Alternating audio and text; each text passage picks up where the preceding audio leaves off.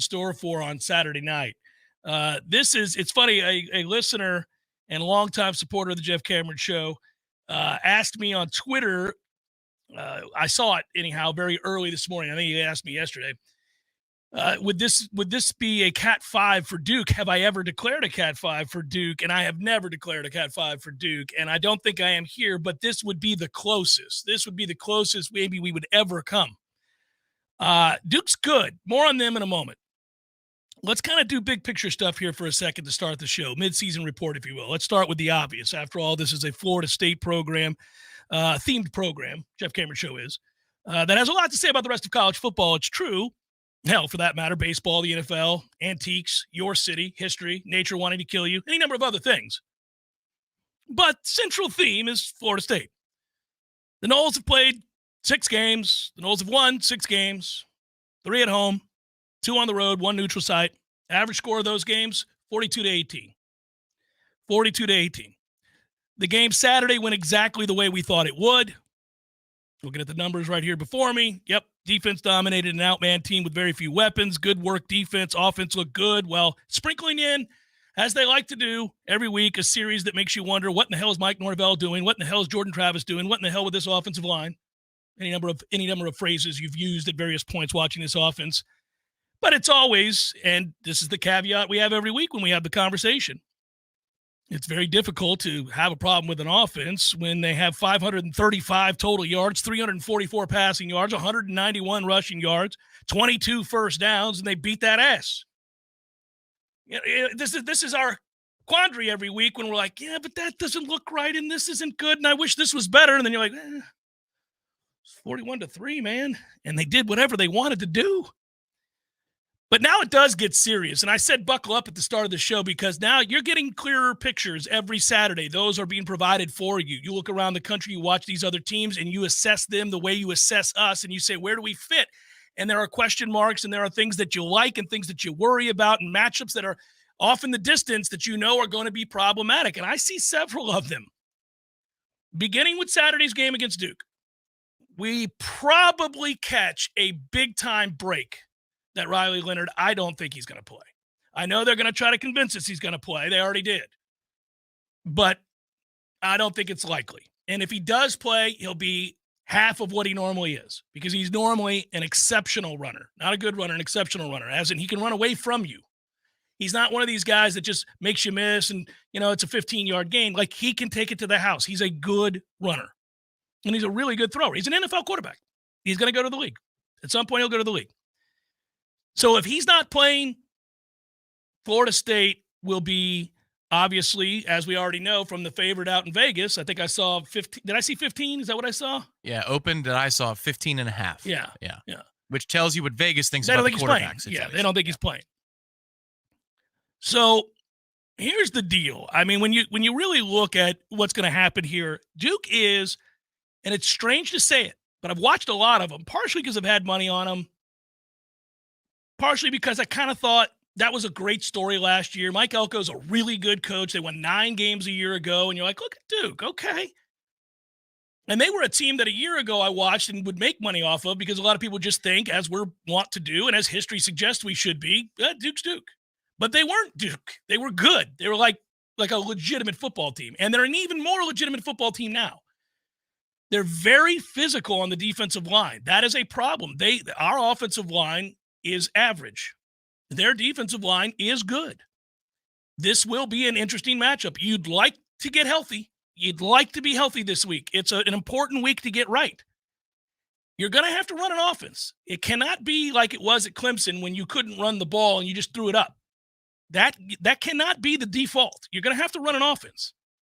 So it'll be interesting to see who's available here because Duke will defend. And that's a stiff test for this offensive line this week. They're not terrible on the back end. They don't mind playing man. They don't mind doing it. They've got decent athletes to run with our studs. Now, very few teams can match up corner for receiver when that receiver's Keon Coleman.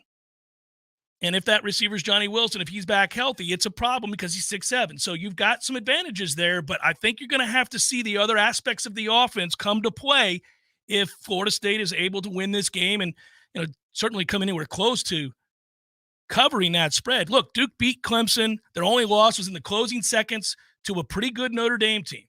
So if you want to know what they are athletically, those are two athletic teams. Those are two physical teams, and Duke was there with both. So it's not a mirage. That's who they are. They're pretty damn good. They just got done trouncing NC State 24-3 without their starting quarterback. Now, NC State's offense isn't very good, and as I said, Duke's defense is, so that explains away the 3, but that's a dominating performance for a team with a backup quarterback. That's how much better this version of Duke is under Elko than they were in years past. In the past, if they lost a Daniel Jones or a starting quarterback of any kind, they were screwed. The guy behind him wasn't anywhere close to the caliber of player that they had at that position. Now they'll just go and win a game. I mean, they can compete in those situations. So it starts now, and I we'll see if Miami has quit by the time they get here. There's a chance they have. I hope they have, because they too aren't a bad football team. They came out and played hard in that game against North Carolina. They didn't quit. They didn't roll over after that situation. Now they got outscored 24-0 to start the second half. That'll hurt your feelings, and it made mine spring with joy. But that's another game that concerns me if they care to play. Miami went into that North Carolina game with the number 2 second-ranked defense against the run in the country. Carolina ran for over 200 yards on them. Carolina's going to be a problem if we face them in the ACC championship game, especially now with Tez. This is not good. We've got a lot of big games coming up. This second half is going to be fun. Now, you got a chance to obviously bludgeon Wake, and we should take every opportunity to bludgeon Wake. You should beat Wake hopefully by 80. Run it up, Mike. When you get that chance, run it up. We're not worried about Wake right now. We're worried about Duke. But you know what I'm saying. Like, you've got a little breather in there. I still maintain Florida's going to play us tough down there.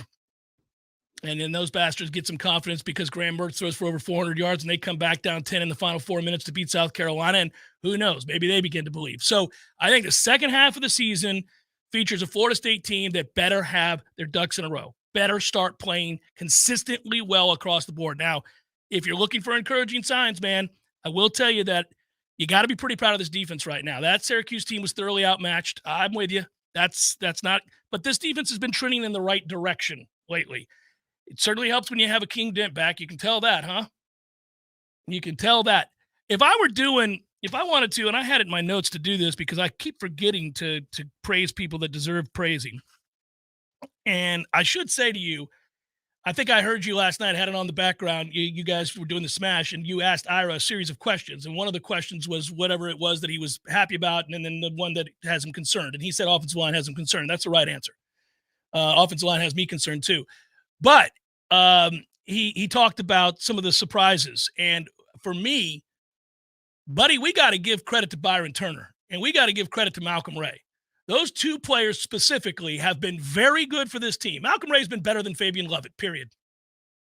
So, I mean, that's surprising. I don't think we thought that was going to be the case, but it is. He was 6th or 7th in the list when you go through the defensive interior the preseason. And then, he rotates in and you say, why is 99 in the beginning? And then by this point in the season, you're saying, well, pass deflections, stout against the run. He's more than just your third-level rotational piece. He is a reason why your defensive interior snap counts are so low throughout the game for everybody across the board. Mm-hmm. It's because a player like him, in addition to Dennis Briggs, who's been very good this year. Love Dennis. They let you get there with 5 or 6 legitimate options, and Malcolm was an afterthought. He should not be any longer. Yeah, agreed. Yeah, it's interesting to watch him play. He makes plays.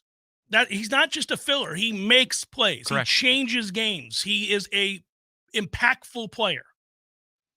And Byron Turner, I would have told you, I didn't think he was going to be on the team much longer. I mean, I didn't think he was of any use. And look at him. Plays well consistently when he's in there. Proud of him too. So that's kind of the biggest surprise. And I guess the disappointment for me at this point is that and we haven't seen it healthy, so maybe this is unfair, but more praise. One other praiseworthy gentleman at the halfway point that really probably needs to be praised every week we come in here, Darius Washington.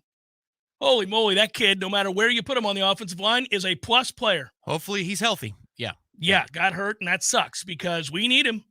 When he fills in, he's a plus player. And it's, it's surprising to see that, but I think he's maybe starter worthy. Tom, I think he may be starter worthy. We're not getting great play from the guards. I think that's just a nice way to say it. That's a fair way to say it. It's a nice way to say it. Not getting great play from the guards. Rotating some pieces in and out there. And none of them have been good. It's been sort of a, okay. Yeah, and that's where you get concerned in a matchup like this. This is a physical defensive line. I'm curious to see how this goes. I think we're going to be in for a primetime game that's worthy of the hype. I'm a little worried. I find that interesting. I'm less worried than you are in this case. I think. Well, go ahead. I did throw out the huge caveat, Tom, that without Riley Leonard, that is not the same team. No, agreed all the way.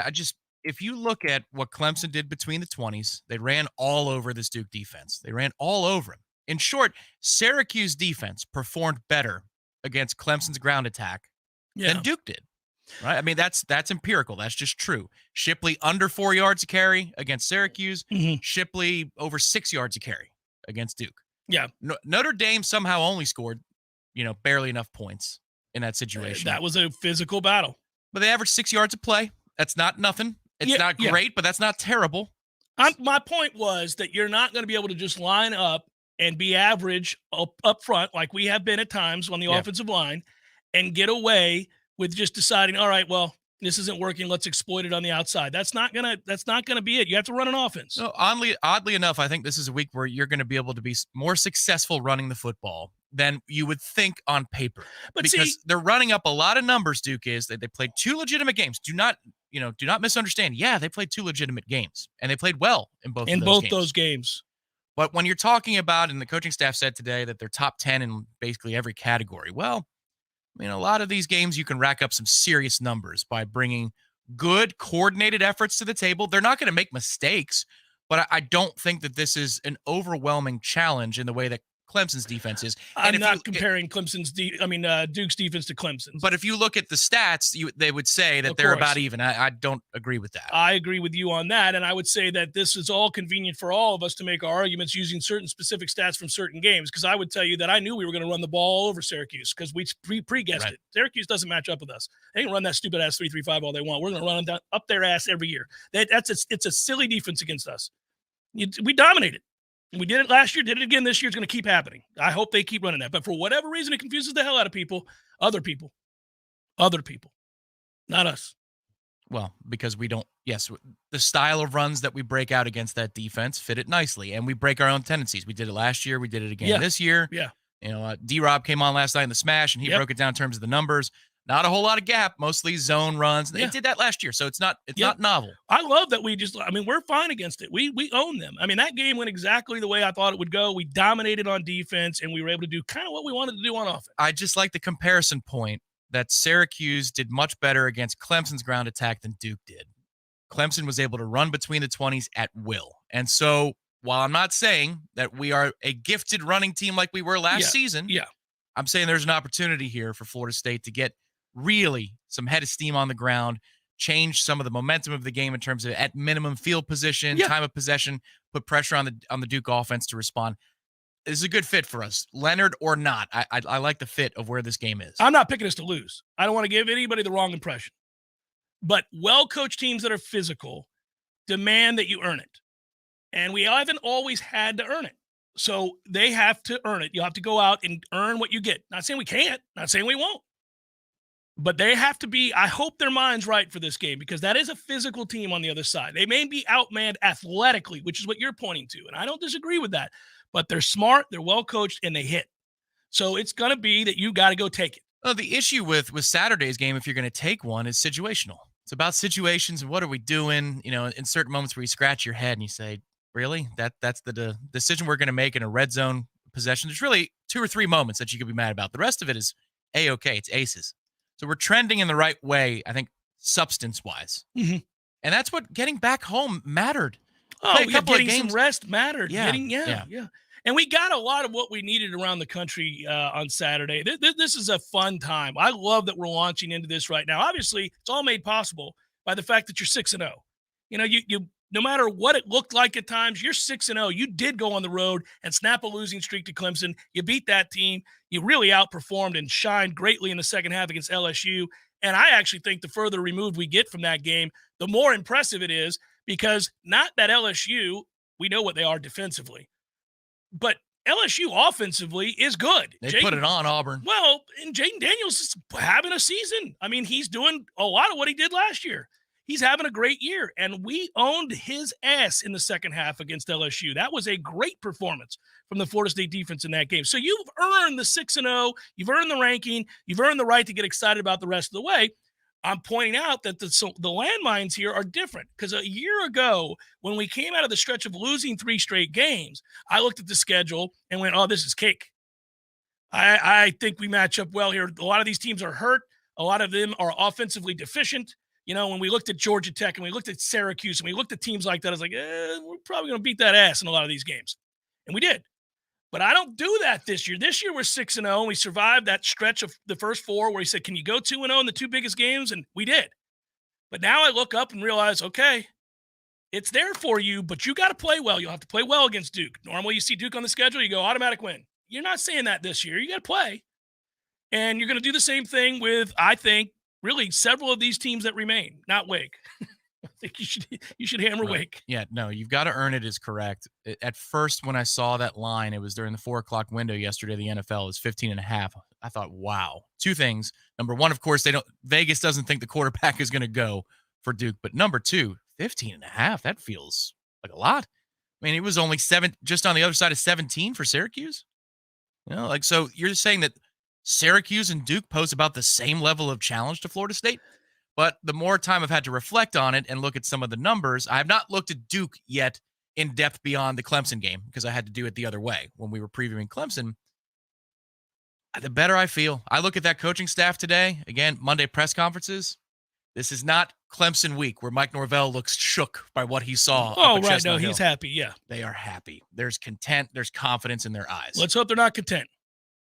Let's hope that there's, confidence and excitement and enthusiasm. Can't be content. Got to keep getting better. He always preaches that. I think that's what he wants. I mean, they were satisfied with the game is what you're trying to say. Yeah. But you watch that game too. There's several moments where like, again with this nonsense.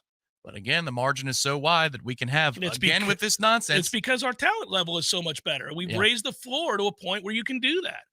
I mean, we scored 66 points on Southern Miss, and you and I thought we played like ass.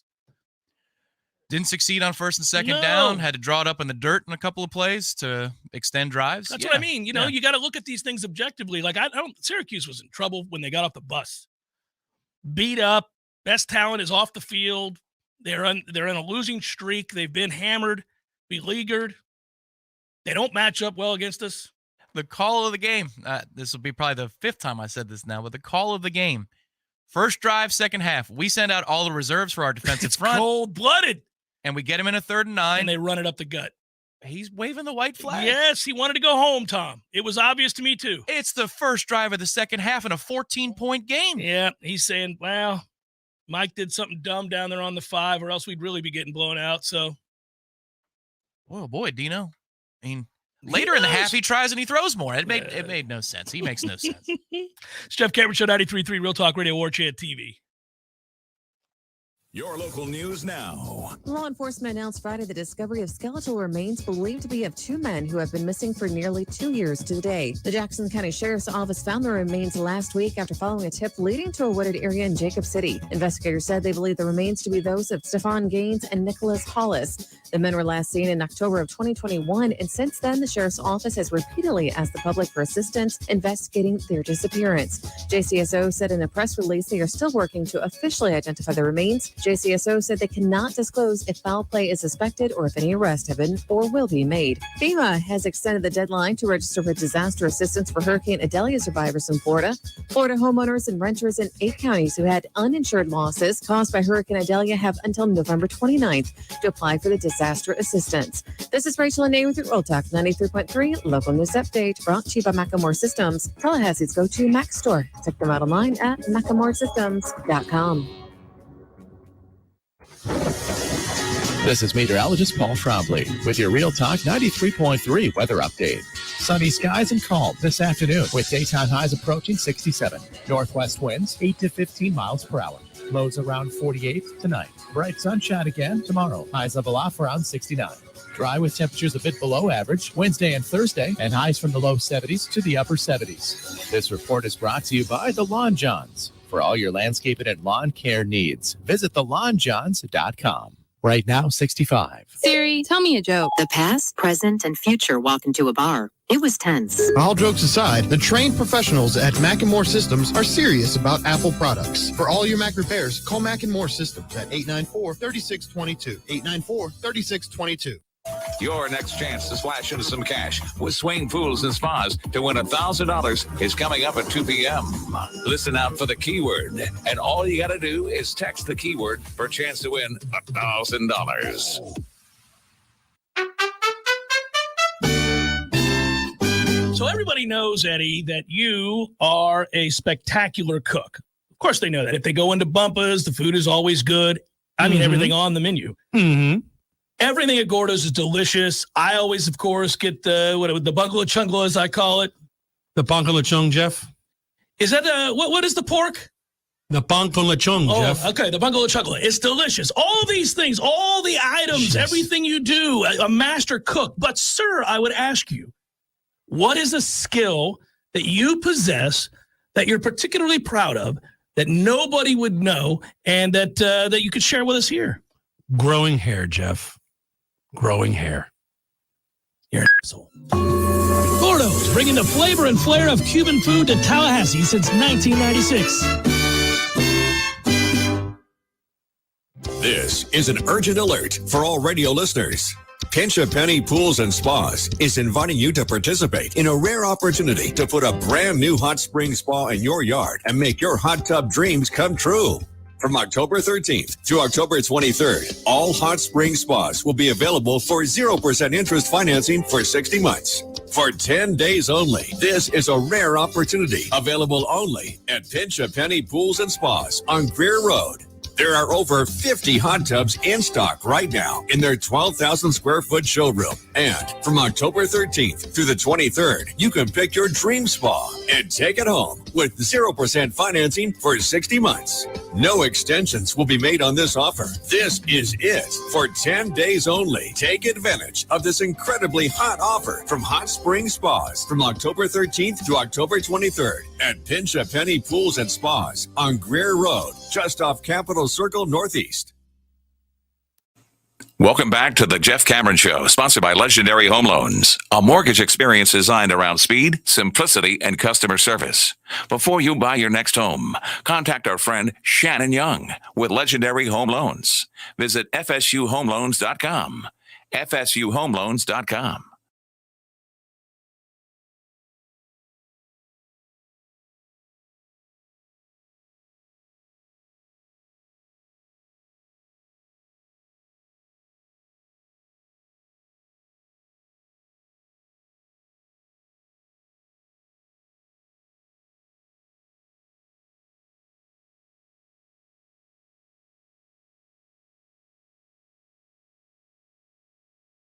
Headset. So I don't know what's happening with the stuff here, but hopefully everybody's reset and good to go.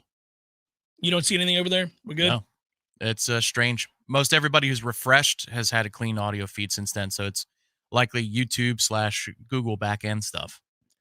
Nick wants to know if there are any updates on the eligibility for Daryl Jackson. Yes, they made those already. It's in the postseason that he would be able to play. But that's it. And it would have to be the college football playoff, not the ACC championship. Right, and or bowl. Of course, we're shooting for the playoff, but the bowl situation. Yeah. Hey, 6 games in, we're bowl eligible, everybody. I know nobody goes crazy about being bowl eligible, but given where we were a couple of years ago, I'd say 6 in, 6 wins, bowl eligible. Let's go. Time was recently that we were thrilled about being bowl eligible. That is true. We'd cross our fingers. Can we be bowl eligible? I remember we did bowl eligible shows. We did.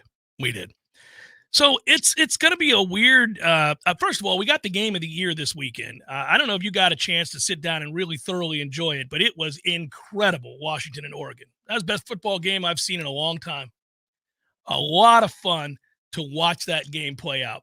You had everything. You had a little bit of everything. You didn't like the game? Oh, no, it was tainted by Dan Lanning going full crazy. Yeah, but it was an awesome game. It was incredible. Those two quarterbacks are phenomenal.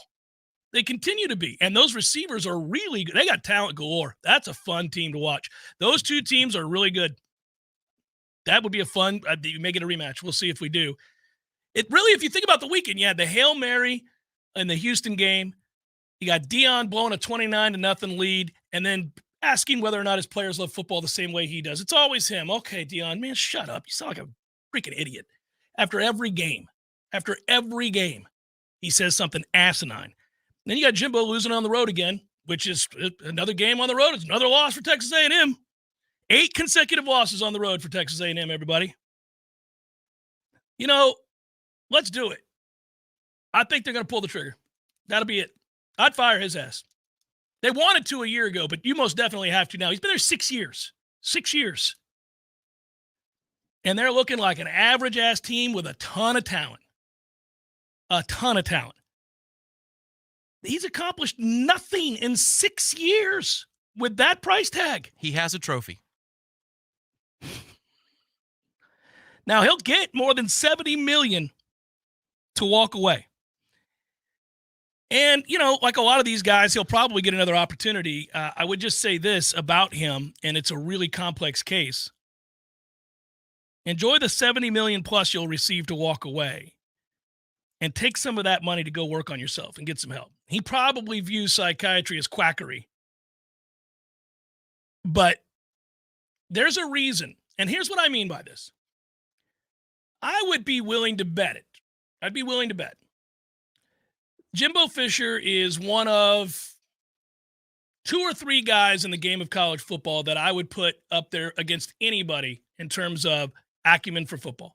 Knowing the game, X's and O's, the understanding of the history of the game, its players, where offenses and defense originated, where, you know, what are the bastardizations and the spinoffs of all the different formations. He's got an encyclopedic memory of every game that he's ever witnessed, been a part of, played in, or coached. He's brilliant. Legitimately, 100% stand by it. He's probably smarter than 99.9% of the people coaching college football. And look at what we're seeing. He can recruit his ass off. His player evaluation is amazing. So what gives? That has to be about you, man. If you know more than everybody else, and he does, if you understand the game at a depth than most people do, what gives? Well, there are a lot of reasons for that, some of which are not his fault. But that guy's broken. Nobody wants to work for him. Nobody wants to play for him. Nobody's running through walls for that guy. And people leave like Mike Elko the second they can. The second they can. And we saw it at the end here. People rode the hell out as soon as they could because it takes a lot more to lead than just have the knowledge. Lots of people have a lot of knowledge about a lot of things. Doesn't always make them great leaders. And it's weird to watch because there's a part of me that, again, could praise him all day. I had the good fortune of listening to that in-depth knowledge I just described every Sunday in long conversations, sometimes really nuanced, interesting conversations at length about football, and I came away mesmerized about his knowledge. I will always say that about him. And yet, because he's broken, because he has a hard time relating and working with other people in any really constructive way, all relationships that he's involved in fall apart. I'm not talking about his marriage. That's personal. That's whatever. I'm just talking about work relationships. All of his work relationships fall to pieces. You know, listen, when you meet the guy who's been through 6 divorces, and I'm not saying he has, but when you meet the guy who's been through 6 divorces and he's sitting across from you at the bar and he's telling you about how much his ex-wives suck, I think you know the deal. Come on, buddy.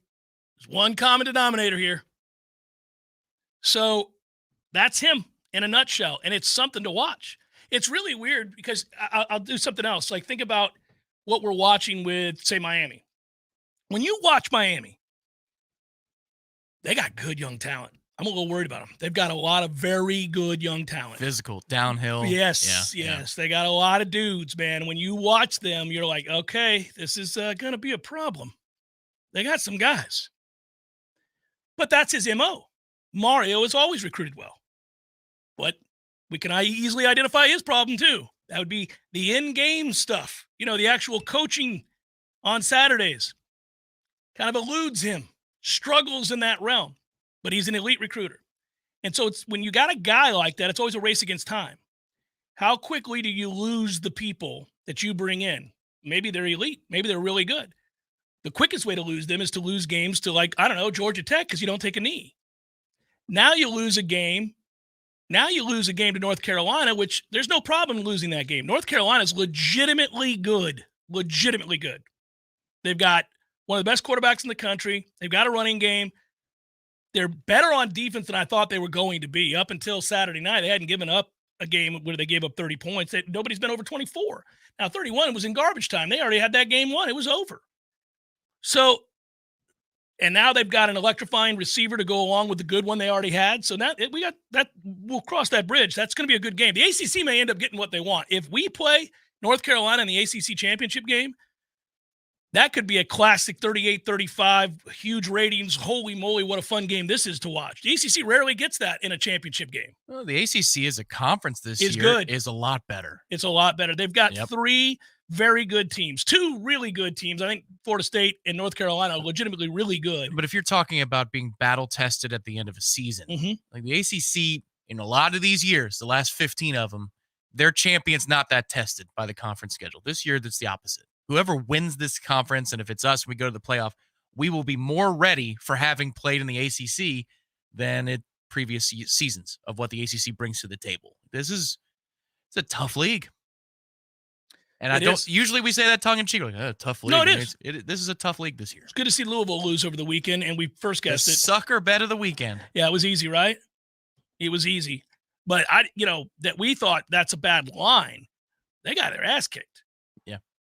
And that was an inept Pitt team prior to that game. So they're out of the discussion. Goodbye. Yeah, and I said before the break, we've got a much clearer picture here now.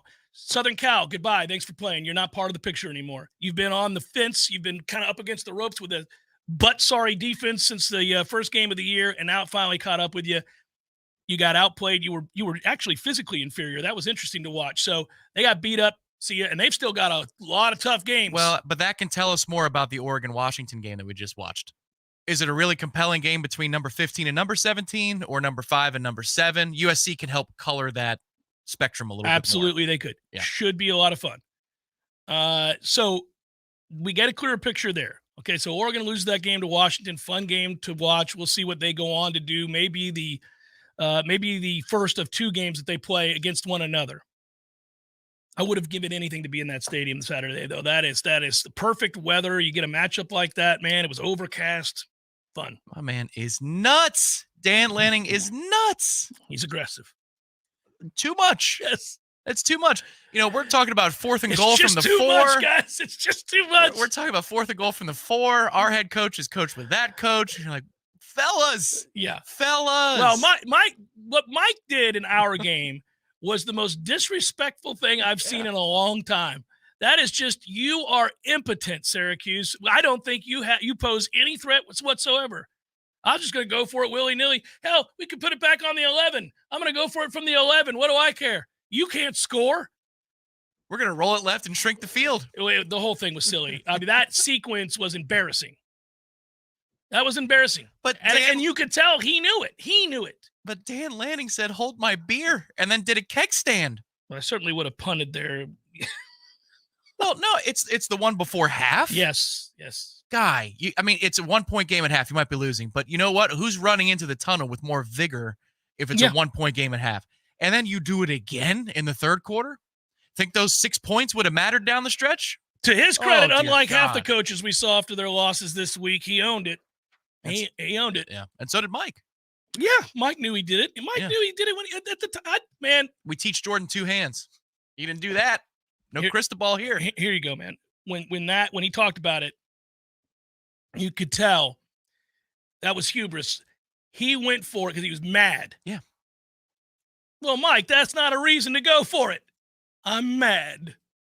Don't do that, man. Get a hold of yourself. When I talk about immaturity, that's what I'm talking about. I'm not talking about social graces. I'm talking about dumb stuff like that. Now, I'm not worried about it. And you could make an argument that given where they were on the football field and what Syracuse offense was likely not to do, that it led to your next points. I mean, you just buried them down there on their 5. They weren't going anywhere. So, I get that side of it. I'd have taken the 3 there because it would put you up 17. But anyhow, 17 is a good number. It's a good number. But it was a silly move. It was a silly mistake born out of frustration. I would say you could roll your backups out there sooner at 17, but he doesn't care. He'll roll them out. He's like, yeah, go ahead. Let's play right now. Any freshmen want to go in? They're doing nothing. Come on, guys. Saturday was a great game for Shaheem Brown. Yeah, it was. Really want to point that out. Great game to see him look more aggressive. You're beginning to see the growth of Azareye'h Thomas. Really, he's consistently playing pretty well now. He's now up on that edge, too. Yeah. I'm liking what I'm seeing out of him right now. With getting Akeem Dent back was huge. That was obvious. We kind of know where to line up. It's amazing. And nobody questions him. Nobody's saying, what should I do? Communication suddenly gets better, doesn't it? He points and they go. You know, that's the veteran presence. It's the difference. A traffic cop that nobody questions because he's 6'5" and jacked. You know, there's traffic cops. You're like, you're a rental cop. Yeah, you're not doing anything. Then there are guys who go, oh, yeah, that's a yes, problem. Absolutely. Well, and listen, microcosm, big picture, we can do this thing where after the game, it's nice to see when Mike knows that it was a mistake and he owns it like that. I'm watching that post game. Like, okay, so you just had a kid and Travis Hunter get head topped for 200 and I got the number here. That kid, the Manor kid, had 294 yards receiving. Yeah. 13 receptions. You know how many receptions he had at half? Zero. I did not know that. That's how many points Stanford had. That's on the table. That is unsheathed. Well, now that kid's about to get paid either by the next institution that's going to go pay for his services in college or the pros. So Travis Hunter gets brutalized to the tune of 294 yards. Oh, tragic, I know. And Deion blows that lead, and after the game, I just don't know if they have the same love for football that I have. That ain't going to work. That's a problem. It's not the first time. That's going to be an implosion. Should have lost last week to Arizona State. Man, that's tough. You got a kid reeling, and now you're questioning whether or not he loves football? And there's Colorado State on top of it. You know, that performance was it's Colorado State. It's folks. Just don't do that, man. Well, they didn't lose the game in the second half because they don't love football the way you love football. That's crazy person talk. And now the USC rally, in light of what Notre Dame did to USC, looks a little bit different. You know, about what's the capability of the Trojans. What we all knew in week 1, though, was within a quarter. I was watching at the Flat in Orlando because we had the game later in the night. Watching TCU give 15 yards of cushion on the first drive of the game, their secondary. Mm-hmm. I looked at Jamie. I go, oh, God, that's a problem. That's a problem. This is the first drive of the game. So they're entering the stadium saying we can't cover them. And it's Colorado. Yeah. Yikes. Yeah. That's a drop-off from going to the college football playoff to giving 15-yard cushions to Colorado in week 1. Well, we saw that guy in Orlando, or I ran into that guy in Orlando who went to TCU, and he was like, man, I wish I could have got a hold of you sooner. I would have told you to take Colorado. We lost 24 players, and like 9 of them were huge starters for us. He was scared to death. They were going to get blown out all year. They've actually started to play better. They played really well on Saturday out of nowhere. It's because experience, forced experience. Oh, man. Hey, Keon Coleman, man. That is, woo.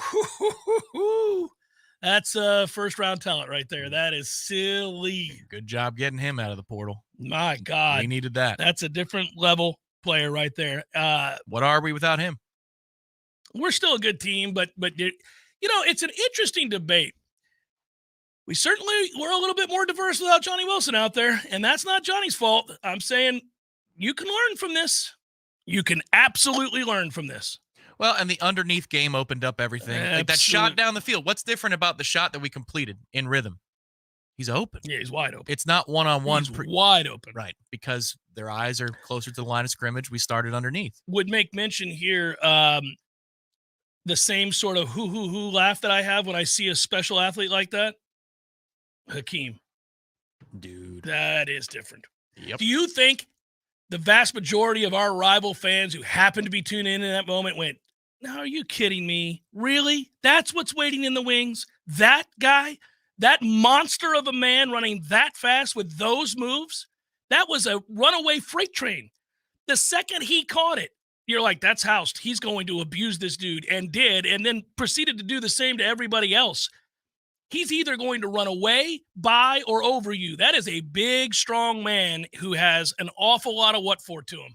And he loves to block, which tells you he's not afraid. That's the what for. Yeah, he's not afraid. And I hope, that maybe a Miami fan or a Florida fan, maybe even a Clemson fan. I remember years ago, it was garbage time against Louisville. It was Clemson's biggest game of the year. Mm-hmm. Fourth quarter, they hand the ball off. It's one touch to touchdown for this kid named ETN. Yeah, and you're like, damn it. And in one play, I thought, yep. oh, no. Oh, anybody That's watching a our problem? game late went, really? So that's what's about to be? Yeah, it is. So next year, when you line up with Akeem and Destin Hill, okay, so you got two magnificent athletes right off the bat with those two. And we paid Keon $5 million to come back. He's going to get paid that in the first round of the NFL draft. But then you have, let's hope that he stays. I'm sure he's getting frustrated, but Portier will be a starter next year. And there's your three right there. You're good. And you've got more on the way. Yes, you do. It's a good receiver class. And God forbid Vendravius Jacobs ever gets his head on straight, then you're really rolling. So I'm not worried about that. They got dudes. The Hakeem touchdown and a day that had electrifying moments and Keon Coleman taking over the game with the punt returns to go along with the big catches.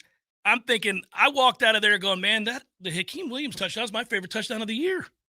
Did you watch the Keon Coleman availability after the game? Yeah. It's great. Yeah. And Keon says, I got up out of my chair when I saw that. Keon's hilarious. The Peter Warwick shirt was sweet, too. It was. Yeah. It's Jeff Cameron Show, 93.3 Real Talk Radio, Warchant TV.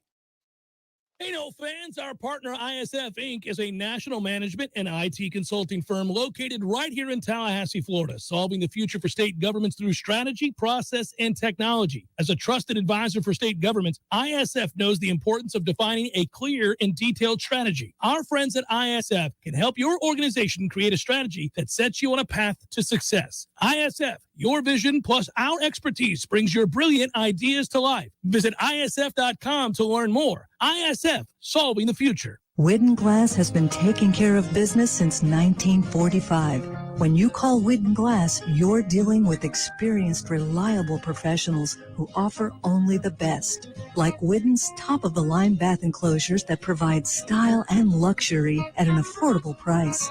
Eye-catching storefronts are a specialty at Widden Glass. We'll help you design it and install it. Widden Glass, the first name in glass replacement. Call 222-5781.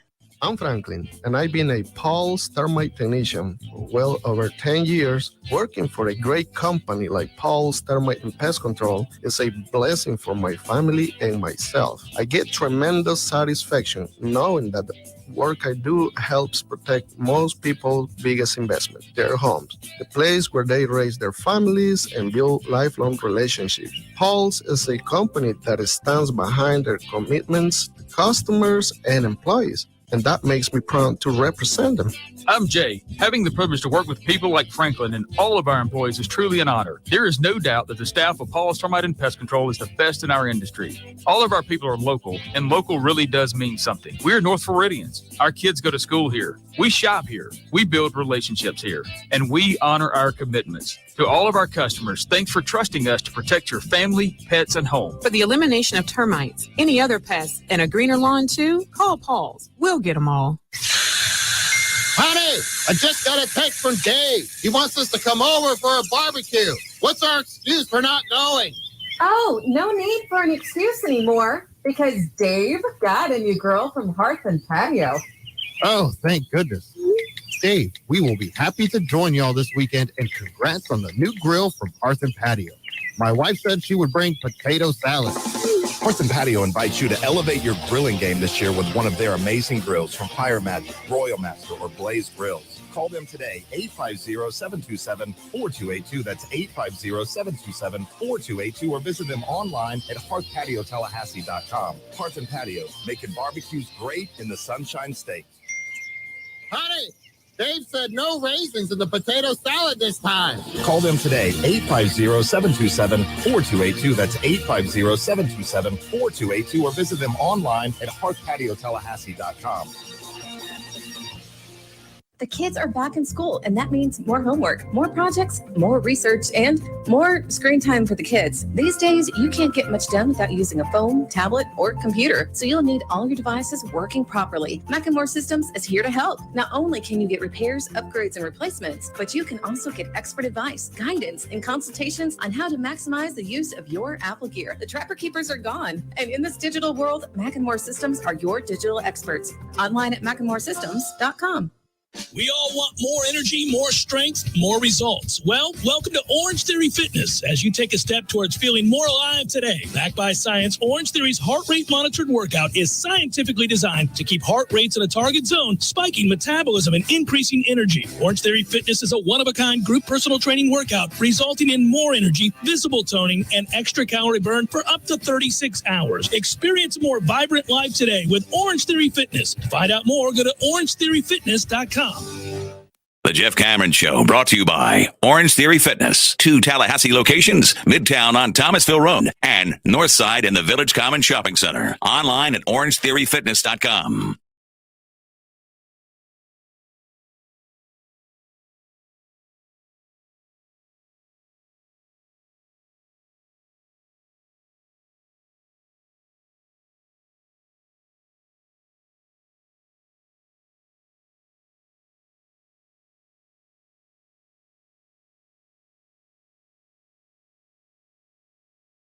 And an animal, and he continues to be, and I am all but certain now we're moving in the wrong direction as far as my man taking it to the league. I'm a little worried. May need to focus on Malcolm Ray and what it would take to have him return instead. Yeah, the price tag is going up.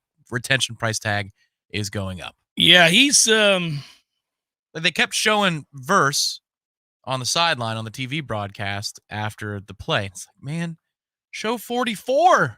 44 made the play. 44 dominated, and it's not the first time. 44 is a dude, as we say. Every time you watch him, you're like, oh, man. The only game that wasn't true was the Boston College game, and we know he was sick. So that's what that was. Everything else has been him dominating. And damn it, man. You know, it's like when you and I were watching Pat Williams, wasn't it?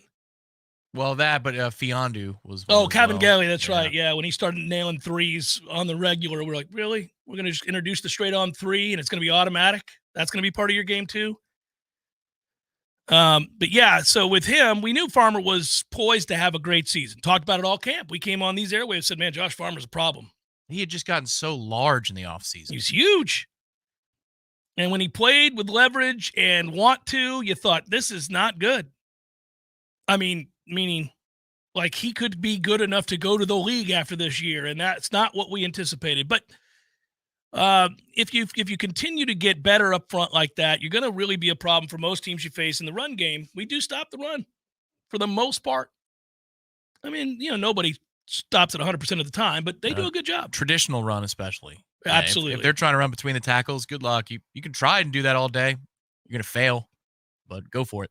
Knock yourself out. Yeah, that's been the thing that is, yes, you're correct. In the traditional run game, when teams try to line up and bully us, they cannot do it. They cannot do it. Clemson couldn't do it either. And if they can't do it, I don't see anybody on this schedule that's going to do it. A couple of huge situational stops against LSU in short yardage. Yeah. You know, and they can do something about it, that offense. And when you have Jaden Daniels as well, and we're able to make stops in those plays, it's just that defensive front is good. They don't have the splashy stats in terms of sacks and tackles for loss on the edges that we thought they might have in the preseason. But you can tell week to week just how concerned opposing offenses and offensive coordinators are about Jared Verse, about Patrick Payton, but specifically 5. They rolled it away from him all day. Mm-hmm. They double him, they roll away from him, and it just opens up these other opportunities for other guys to have big moments. And that's exactly what's happening. We thought the offense would look like that a little bit more. Who are you going to guard? You know, who are you going to double and somebody's going to be wide open? That's been a little bit more touch and go.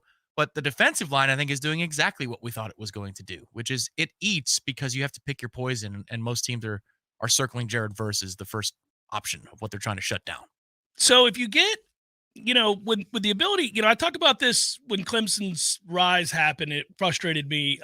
You know, they were able to play a ton of guys constantly, and they were winning games going away. So they just played a ton of players. And you look at participation chart after participation chart, and you'd be like, They played 92 guys. What?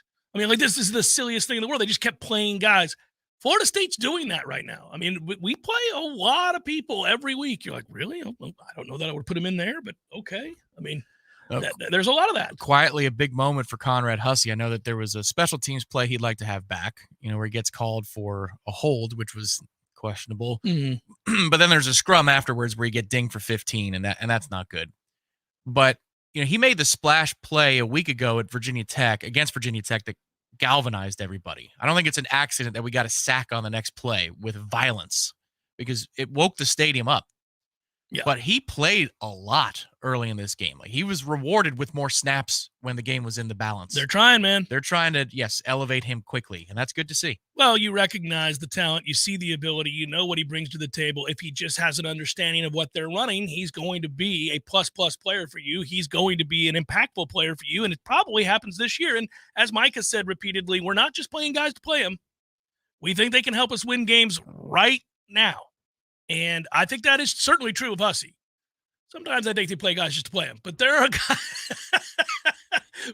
guys, that when they play him, you're like, oh, no, he thinks that guy's a better player than the starter. He just needs him to get reps so that he knows what he's doing. And Hussey kind of fits in that category. Hour number 2, forthcoming. Stay with Jeff Cameron Show, 93.3 Real Talk Radio, Warchant TV.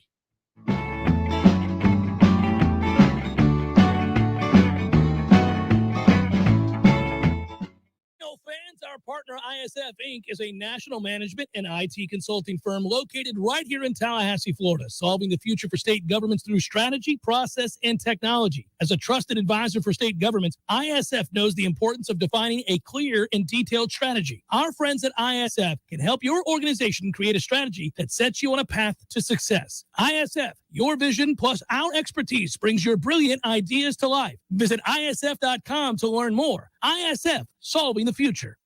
Orthopedic pain and injury deserves effective treatment options now, so you feel better fast.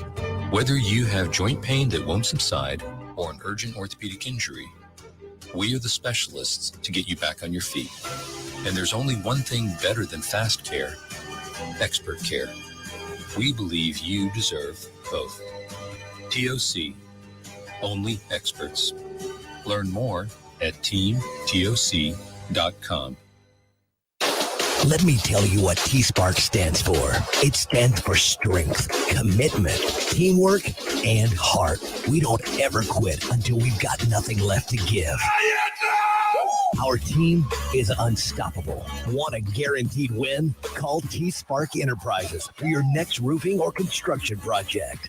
We conquer all peaks. TSparkConstruction.com. License number CCC 1331204.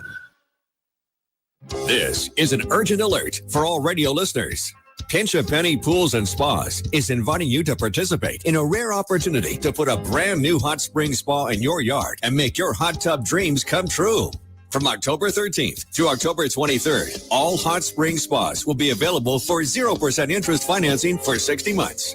For 10 days only, this is a rare opportunity available only at Pinch a Penny Pools and Spas on Greer Road. There are over 50 hot tubs in stock right now in their 12,000 square foot showroom. And from October 13th through the 23rd, you can pick your dream spa and take it home with 0% financing for 60 months. No extensions will be made on this offer. This is it for 10 days only. Take advantage of this incredibly hot offer from Hot Spring Spas from October 13th to October 23rd at Pinch a Penny Pools and Spas on Greer Road, just off Capitol Circle Northeast. There's fun to be had every night at the Corner Pocket. Take home prizes on Trivia Tuesdays and Beer Bingo Thursdays. And kickstart your weekend with Martini Fridays. Plus happy hour runs every weekday and game day specials every time the Noles take the field. Watch all the best games at the Corner Pocket's Vegas Wall, featuring 560 inches of flat screen TV heaven. Oh, really? The best food, the best drinks, and the best place to watch all the games. Tallahassee loves the Corner Pocket. Don't go anywhere. Your chance to win $1,000 is coming up next on Real Talk 93.3 WVFT, Gretna, Tallahassee. The latest betting odds and line movements from Vegas. This is your action update. Now here are your latest lines from our guys in the desert. Florida as a 1-point underdog knocked off the South Carolina Gamecocks on the road Saturday, 41-39. Florida with a week off. They'll play Georgia in Jacksonville October 28th. Florida State a 13.5-point home favorite against the Duke Blue Devils at Doak Campbell Stadium Saturday. The total 4-9. FSU rolled over Syracuse 41-3 as an 18.5-point home favorite. Jacksonville Jaguars on Thursday night, 1.5-point favorites at the New Orleans Saints at Caesars Superdome, total 41.5. Tampa Bay Buccaneers Sunday, 2.5-point home favorites against the Falcons. Get your free VSiN subscription right now at VSIN.com. For more sports betting news and information, go to VSIN.com. Mike Son at Real Talk 93.3.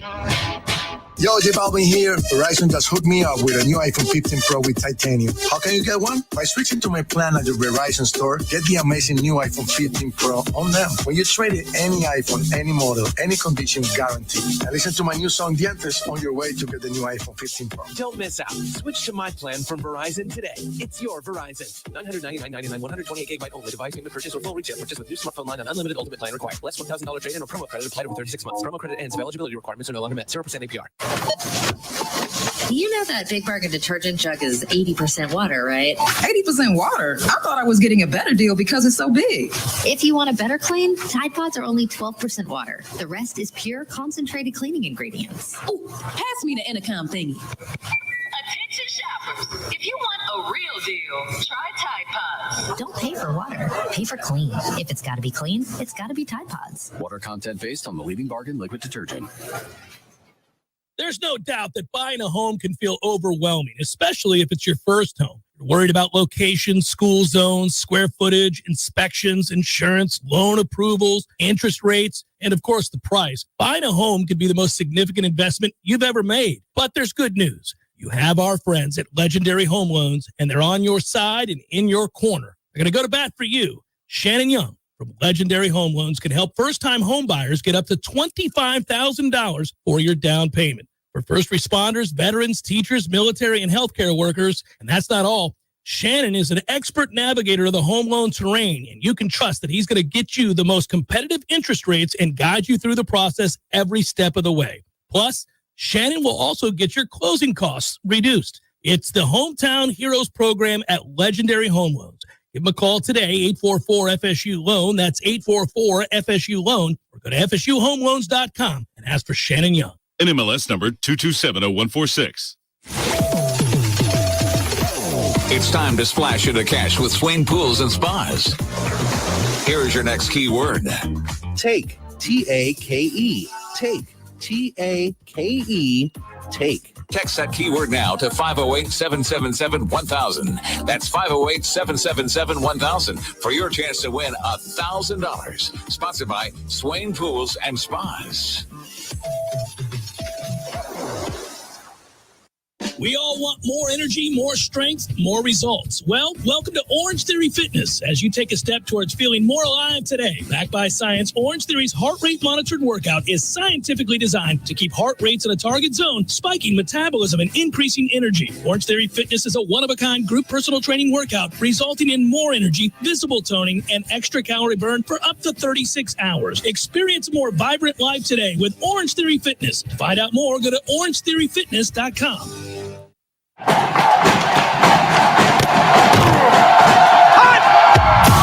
Broadcasting live from Florida's capital city, this is the Jeff Cameron Show, brought to you by Orange Theory Fitness on Real Talk 93.3. Now, stop what you're doing and listen closely. It's time for the Jeff Cameron Show in 5, 4, 3, 2, 1.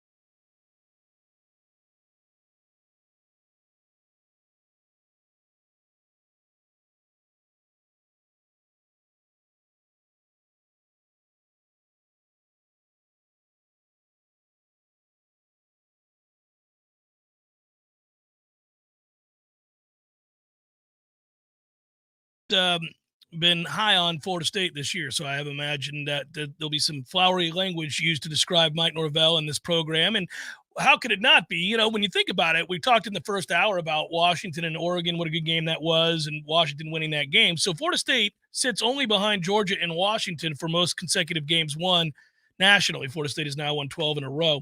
And 12 in a row is not nothing when you were really, really bad not all that long ago. So there you were at 5-7 and 10-3, and we now, we watch this team still poised to kind of shape their dreams here and maybe go through an undefeated regular season. We'll see. They'll be favored in every game. So it has, by definition, no matter how good you think this team is or how lacking you might think they still are, there's no denying that Mike Norvell has turned this thing into now an elite program, a program that will consistently garner the headlines that we think Florida State should always garner, which is a top 10 program, a top 10 team, a threat to win the conference, a threat to be in the college football playoff, especially now that we see this thing emerging next year as a 12-team playoff. They should always be in that discussion, and Florida State is now firmly in that discussion. They are, and this is a gift of a recruiting weekend. When you look at the schedule before the season and you say, wow, you don't play any compelling opponents until November to get recruits on campus and fortify those relationships. Like you're going to have to force feed a Virginia Tech or a Syracuse or a Duke. Well, now you get the best broadcast crew, which is a good sign to high school recruits about the magnitude of the game.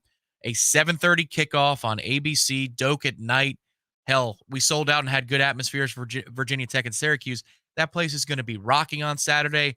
What a big opportunity. Didn't expect it in the preseason that Duke would be a great time to bring the kids up to Tally and show off the program and the product, but now you get it, and so take full advantage of it. It's funny, too. We talked in the offseason about potential games that make you a little nervous that might not be the typical name associated with said game, right? And we circled Duke as one of them, and it turned out to be accurate. We also thought Pitt might be, and I don't now, but right. We just, every year we say there's a team that acts as a surprise or a team that's a little bit better than we thought they'd be, and there's always a team that's worse than we thought they'd be, and Duke is kind of what we thought they'd be, a good football team. A good football team, but that didn't guarantee that the atmosphere would be what we're going to have on Saturday, which is huge. Yeah, you flex this into prime time, and the weather's perfect. I mean, my goodness gracious, you can actually wear a pullover to this game. You can wear one of your Florida State jackets that you've been wanting to wear or a Florida State hoodie that you've been wanting to wear.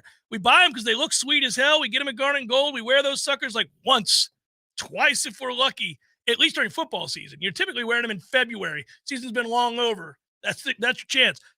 Getting into the stadium wearing that thing doesn't happen all that often. You got a shot this weekend. It's going to be like, what, low 50s? I think that's where it's going to get to by the end of the game. I think, it's the highs is in the 70s. Yeah. I mean, it's just going to be perfect. It's perfect weather.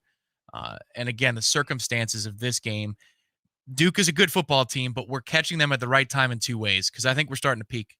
There are some things where you could argue about situations and things that have come up short for us, but we're getting stronger on defense. That's now a trend that's not, you can't ignore. You cannot ignore how much better we look on defense, much more consistent we look. And then offensively, I think they're starting to figure things out about their identity. I know Johnny wasn't available this weekend, but there are kinds of runs that we're better at this year. I think they're figuring that out. They're starting to put those pieces together a little bit. The diversity of the passing game without Johnny is something that I hope they can replicate with him. We had a mutual friend stop by the pregame show at Hotel Indigo who said, sometimes Johnny acts as a crutch because he knows he can just throw it up to him when in trouble. I don't disagree with that assessment. I think that can be, and it's really true both of Keon and Johnny because those two guys are so dynamic that I think that when in doubt, as opposed to a schemed deep ball, you see him just do it, just throw it because he thinks, well, I'm going to trust my guy. And I understand why one might fall back to that, but he's done it too frequently this year for my taste. And we see more balance of target and really where we attack the field and set up the deep ball later on when he's able to kind of attack the middle of the field, use various weapons, and come back to those playmakers later in the game when you can scheme him more open. And so I hope they're able to replicate that, what they did on Saturday. It was just nice to see Destin Hill be targeted the way that he was. It was nice to see other guys get in the fold. And obviously, we talked about it last hour. That last catch from Hakeem was, whew. And it should be noted again, he was a player that was trusted with offensive snaps on the road at Clemson. So this has been coming for Hakeem. It's not. Yeah, he's just such a great blocker. He earns it. Right. It's not that he's only going to get in garbage time. And so, the future's bright. No, they trusted him in a huge moment. That game was never out of reach either way. So any rep you get in the Clemson game on the road shows how much you've earned your time. keep making plays like that, Hakeem. And, they started the season where if you had a substitution of wide receiver, Darion and Deuce would come on the field for Keon and Johnny.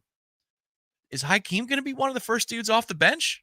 I would think that singular play might go a long way in getting him more chances to be that guy. I hope so. I think I'd like to try to trust that. Yeah. He's a difference maker. Should be a lot of fun. I see we're talking here in the chat about the defense. Craig thinks we need better elite defensive linemen and linebackers. Well, we got to get a lot better at linebacker. There's no doubt about that. I do think we've got one in Blake that's going to be a real good player, and you got to keep on recruiting that. Little birdie in my ear, I like to every now and again tell you that I feel good about certain defensive linemen. Oh, come on now. I have always kind of projected nicely. Do it. I've told you several times about certain guys over the years that I thought might be coming our way and maybe even buck the industry at this. I don't dip my toes in the water. I don't dip my toes. That industry, man. That's right. I don't dip my toes in the water too often in this realm, but I may dip my toes in the water today, Tom. Come on, say the name. I've been doing some research, and I've been looking at 2024 and 2025 because I shared some of Craig's concerns. This is a true story. This is excruciating. True story. Oh. I'm looking, and I'm thinking, what do we got coming down the pike? Because I'm noticing that Florida's done a good job of recruiting defense, and that bothers me. And I was critical of Papuchis last week, and I'm going to continue to be critical of this defensive staff if they don't start getting better players. You called him Papu. Yeah. And I wanted to see, is there anything coming on down the pike on the defensive line?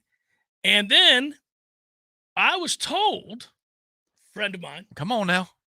That there was a player that I noted. I said to my friend, I said, but he's 2025, because I was looking at players and who we had a shot for. And I saw 2024, and then I looked at 2025. I don't look at 2026, Tom. You can. If you go to On3, you can find the 2026 recruits. Good God, man. You're killing me. I don't do it. But I do look at 2024, 2025. And so this friend said to me, well, there's a kid that I'd love for us to get, but I don't know if we can get him. And, and I said, he said his name. And I said, well, that's 2025. I can't get all excited about that. It's hard. We'll see if we can turn it around by 2025. I need a player right now. A player right now, Tom, that's going to change things. If this is about a 2025 kid, I'm leaving. So my friend said to me, well, I think he's going to reclassify. And I was like, the 2025 kid we were just talking about? He's like, yeah, I think so. And the word on the street is in the recruiting world that he's going to reclassify and be a 2024 kid. And then I said, well, let me see who's trying to get this kid. And I looked and I saw Alabama was. And I was like, it'd be tough to out-recruit Alabama, but maybe. Then I saw Florida was. I was like, okay, we can out-recruit Florida. All right, let's see. And I saw our name was on his list. And I was like, okay, we're on the list. We've made the list. And then I saw Miami was on that list. And then I said, well, where's he from? I saw he was from Miami. And we know they're paying big money right now to try to keep players in South Florida. But I feel good about Armando Blunt. I think good things are happening. Wow. About Armando. I think we should hold our breath here and just see what goes on. There's a lot of whispers out there. There's a lot of noise in the system, Tom. A lot of noise in the system. And I think we're a bigger player for that young man than people realize. And if you don't know who he is, I don't blame you, because you think he's in 2025, but it looks like he's going to reclassify to 2024. And let me tell you who he is. He's 6'3.5", 260 pounds. And when you look at him, you think that's a grown-ass man. He is a 5-star kid who is out of Miami Central. Okay. All right. So let's keep our eyes on that recruitment. He would have to flip, though. That's the thing. Let's keep our eyes on that recruitment. Okay. Let's just take a good long look at that one. You remember when I said Noddy to the Noles and everybody said, oh, you're crazy. Noddy's not coming to the Noles. I said, I feel it. I feel like Noddy's coming to the Noles. And then he did. I've done it with several others, too. Started with Eddie Goldman. I also did it with Wilson from Houston. Yeah. Remember that? North. West Virginia. So I was. Yeah, we had a Marv alarm. Yeah. I believe. Yeah. That was our sounder. Yeah. I feel like there's going to be some things. I think it was the Death Star noise, and then there was a helicopter sound, and it was Jimbo saying, we do wrap up and dud you. Yeah. So here you go. Be something to get a Miami Central kid who's being recruited by Ohio State, Alabama, Florida, Miami, Florida State, Georgia. I mean, my goodness gracious, what a win that would be if you could do it. Whispers are out there. Whispers are out there. Okay. We'll see. We'll see. You hadn't heard anything about LJ McCray? No? Okay. I've not heard That's anything. what I was hoping. You're No. going to I say LJ. I will check back with my people and get a sense. I'll call Michael Langston and find out what he's hearing as well. Could get LJ and Blunt. There you go. All of a sudden, maybe you got a little something. Maybe you got a little something. Smoke the competition. There is a kid at North Carolina. I was watching that game this weekend, and again, this happened to me when I watched Clemson, and I'd like it to happen to me when I watch Florida State. I was looking at linebacker play, and go look up number 33 for North Carolina. That's a dude. That's a dude. We need guys like that here. It's like, why is North Carolina got this kid? What are we doing here? Look at this kid. It's like when we watch NC State, how pissed off I get at that one kid. Oh, yeah. Well, he's gone now. Well, he's awesome. Dominant. I was like, we can't block him. It's been 10 years he's been there. I'm tired of this guy.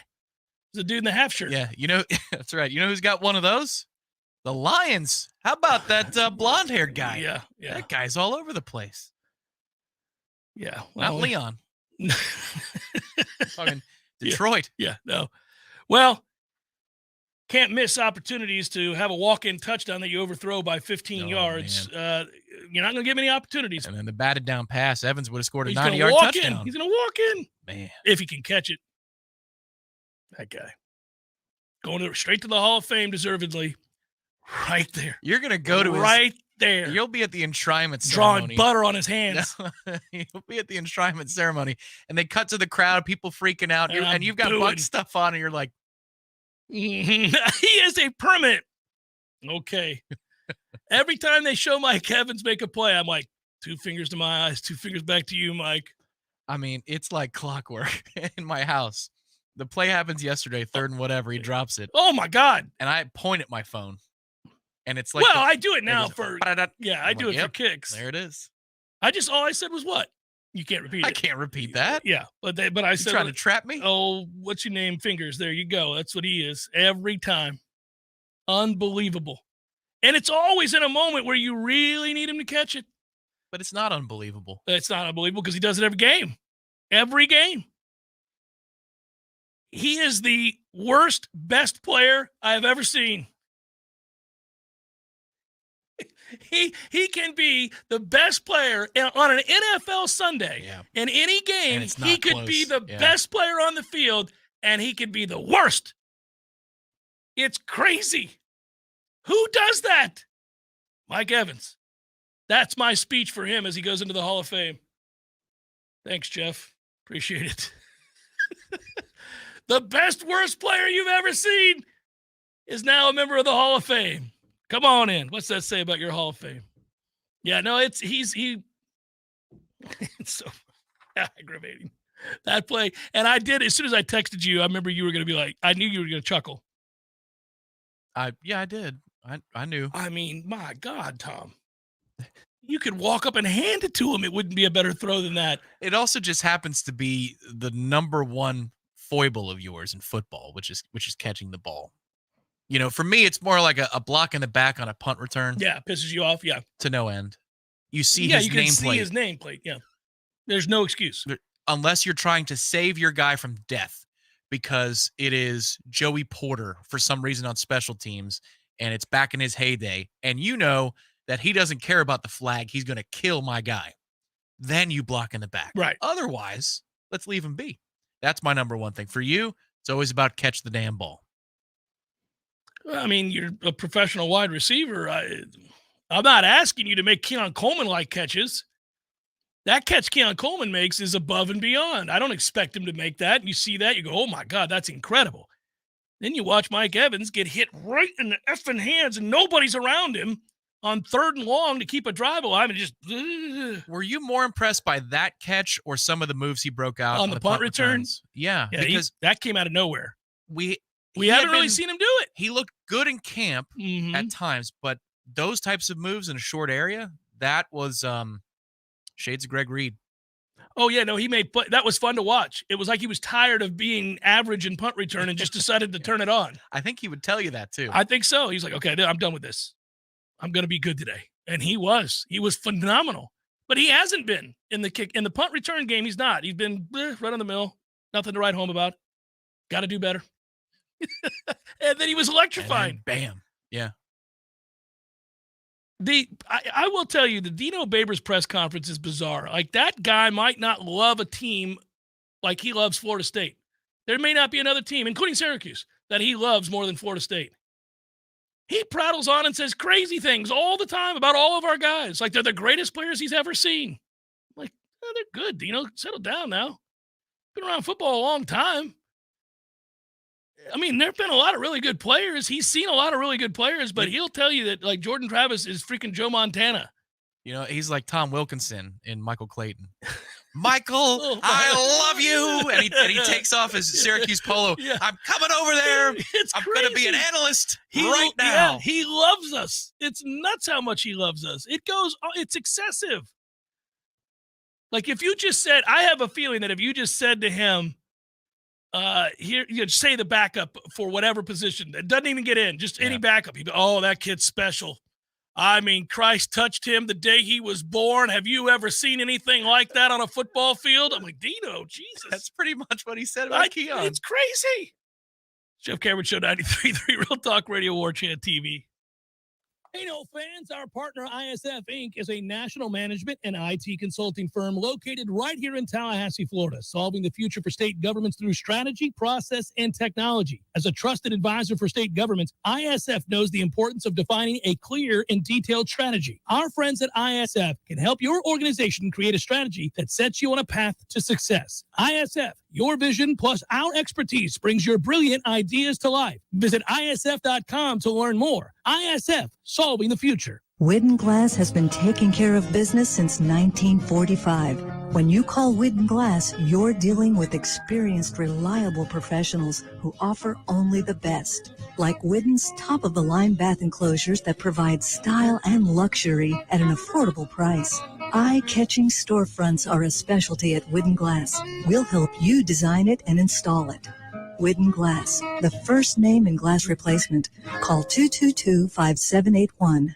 I'm Franklin, and I've been a Paul's Termite technician for well over 10 years. Working for a great company like Paul's Termite and Pest Control is a blessing for my family and myself. I get tremendous satisfaction knowing that the work I do helps protect most people's biggest investment, their homes, the place where they raise their families and build lifelong relationships. Paul's is a company that stands behind their commitments to customers and employees, and that makes me proud to represent them. I'm Jay. Having the privilege to work with people like Franklin and all of our employees is truly an honor. There is no doubt that the staff of Paul's Termite and Pest Control is the best in our industry. All of our people are local, and local really does mean something. We're North Floridians. Our kids go to school here. We shop here. We build relationships here, and we honor our commitments. To all of our customers, thanks for trusting us to protect your family, pets, and home. For the elimination of termites, any other pests, and a greener lawn too, call Paul's. We'll get them all. Honey, I just got a text from Dave. He wants us to come over for a barbecue. What's our excuse for not going? Oh, no need for an excuse anymore because Dave got a new girl from Hearth and Patio. Oh, thank goodness. Dave, we will be happy to join y'all this weekend, and congrats on the new grill from Hearth and Patio. My wife said she would bring potato salad. Hearth and Patio invites you to elevate your grilling game this year with one of their amazing grills from Fire Magic, Royal Master, or Blaze Grills. Call them today, 850-727-4282. That's 850-727-4282, or visit them online at hearthpatiotallahassee.com. Hearth and Patio, making barbecues great in the Sunshine State. Honey, Dave said no raisins in the potato salad this time. Call them today, 850-727-4282. That's 850-727-4282, or visit them online at hearthpatiotallahassee.com. The kids are back in school, and that means more homework, more projects, more research, and more screen time for the kids. These days, you can't get much done without using a phone, tablet, or computer, so you'll need all your devices working properly. Macklemore Systems is here to help. Not only can you get repairs, upgrades, and replacements, but you can also get expert advice, guidance, and consultations on how to maximize the use of your Apple gear. The Trapper Keepers are gone, and in this digital world, Macklemore Systems are your digital experts. Online at MacklemoreSystems.com. We all want more energy, more strength, more results. Well, welcome to Orange Theory Fitness as you take a step towards feeling more alive today. Backed by science, Orange Theory's heart rate monitored workout is scientifically designed to keep heart rates in a target zone, spiking metabolism and increasing energy. Orange Theory Fitness is a one-of-a-kind group personal training workout resulting in more energy, visible toning, and extra calorie burn for up to 36 hours. Experience a more vibrant life today with Orange Theory Fitness. To find out more, go to orangetheoryfitness.com. Welcome back to the Jeff Cameron Show, sponsored by Legendary Home Loans, a mortgage experience designed around speed, simplicity, and customer service. Before you buy your next home, contact our friend Shannon Young with Legendary Home Loans. Visit FSUHomeLoans.com. FSU Home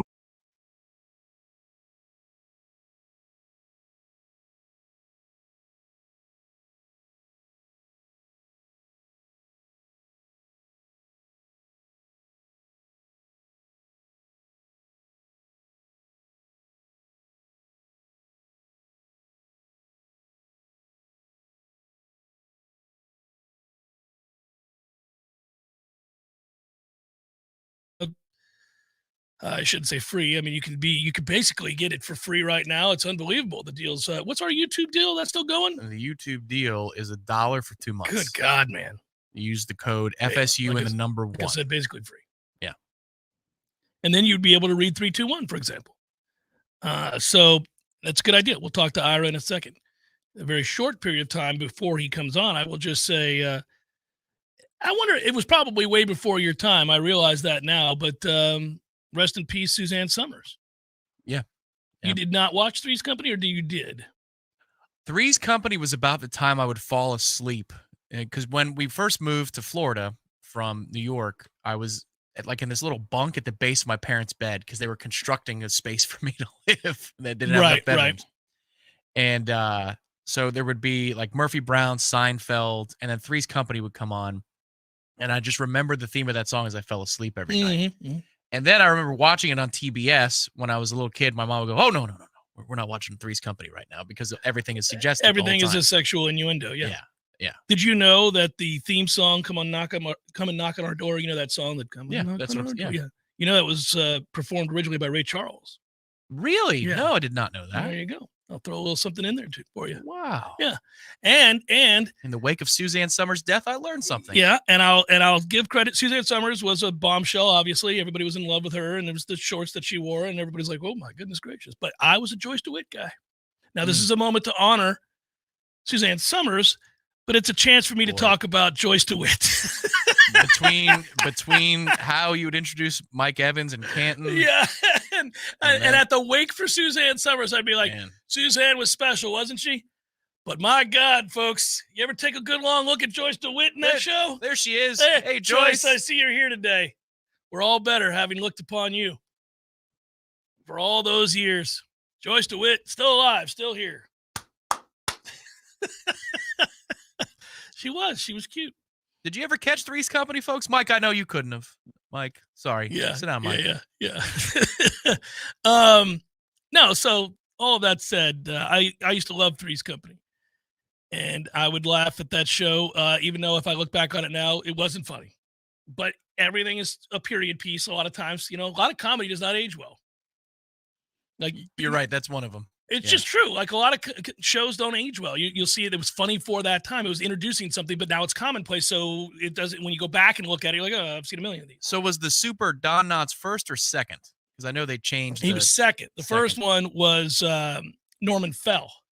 Norman Fell. I think that's right. I'm sure you're right. I may have that wrong, but I think it was Norman Fell and then Don Knotts. Richard Crenna. Oh, my man, Richard Crenna has won me some money. Well, twice I've had bets where it was Richard Crenna winning me the bet. Come on, man. You guys have all seen First Blood. What's wrong with you? He's incredible in that movie. He's just the same character in every movie he's ever been in. It's that character. Anyhow, rest in peace, Suzanne Summers. While we're thinking about Joyce DeWitt and Norman Fell. Oh, man. We can't get Ira here soon enough. I will, P. Simpson. But Mike's too young. Mike is 42. He's my contemporary. Yeah, Mike's 42. 42, yeah. Oh, man. we did the exact same thing when we were talking about, I think we did the exact same thing when we were talking about Gilligan's Island. Everybody would prattle on about Ginger, but it was Mary Ann. Mary Ann was hot as hell. That's correct. By the way, Mary Ann was hot for like 55 years. I remember awkwardly stating to somebody, you know, Mary Ann, Jeff, she's 77 years old. I was like, I'm just saying. You're damn near 60. I'm like, I'm 52. Mary Ann was a beautiful woman. People slept on Joyce DeWitt on that show. Ira, am I not right about this? Joyce DeWitt, I was a quality Joyce DeWitt guy. I'm with you with Mary Ann. I'm not so sure about that.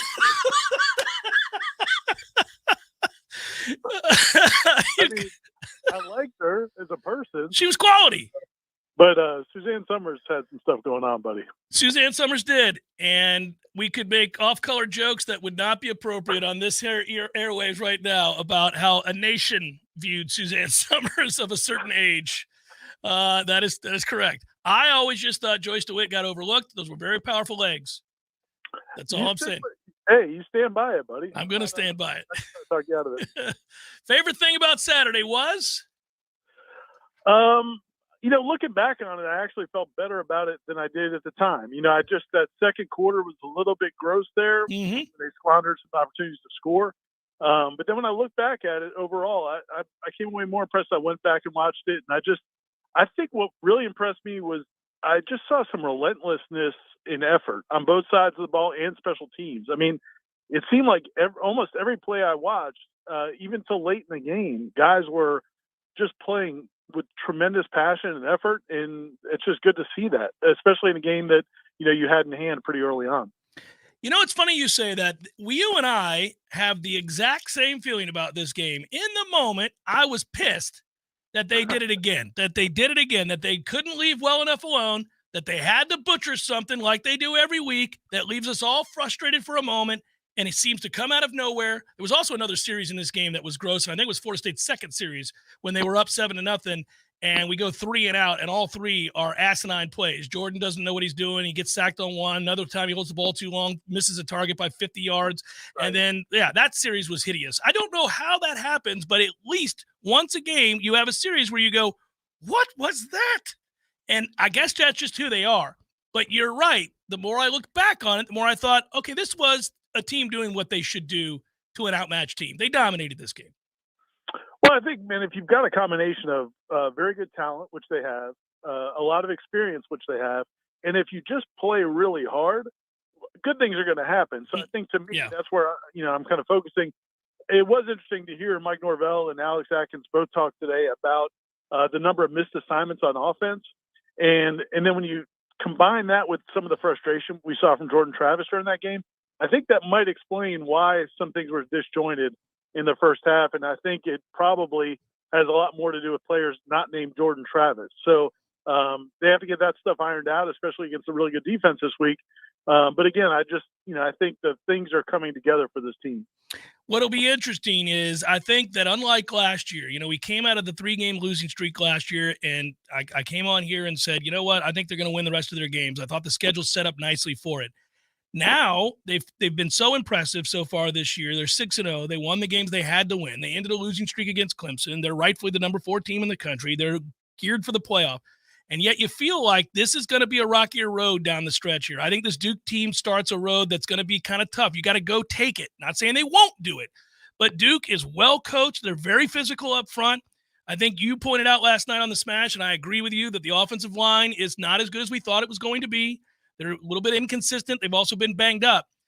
But this is a stretch of games where if you don't play well and you don't run offense and you resort back to what you did against Clemson, you could get beat. Now, I don't think they will, but this Duke game starts as one of many because I think Miami will play you hard if they haven't quit. We'll see if they've quit. And I think Florida down there in the swamp will be tough. And we'll see. This game here could be tough. I think that's fair. I mean, Pitt showed a pulse this weekend as well. So, you could see a situation where they're in some games. I do feel like this particular week, though, I think sets up great. Just because I think you're looking at you get Duke as a top 20 team. Yep. You can point to their defensive statistics. And the fact that Florida State is getting healthier again where Norvell sounded very confident Johnny Wilson's going to be available.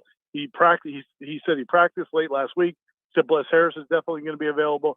So again, I just from a so often with if you're a sporting man, gentleman like yourself, you look for spots.